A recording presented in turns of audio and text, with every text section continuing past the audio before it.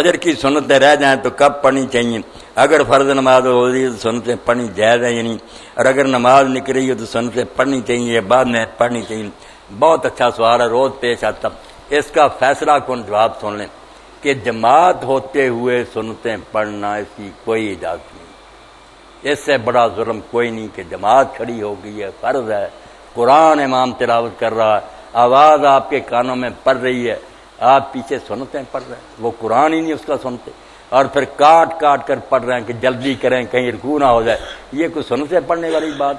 یہاں حضور علیہ السلام نے جب دیکھا کہ پہلے سے لوگ پڑھ رہے تھے، نئی نہیں شروع کی، آپ حجرات سے برآمد ہوئے، حضرت بلال رضی اللہ عنہ اقامت کہہ رہے تھے، لوگ پہلے کی سنتیں پڑھ رہے تھے، آپ نے فرمایا صلاۃ ایک وقت میں دو نمازیں ہو سکتی ہیں، اذا اقیمت الصلاۃ فلا صلاۃ الا المکتوبہ، جب اقامت ہو جائے تو کوئی نماز نہیں سوائے فرض نماز کے۔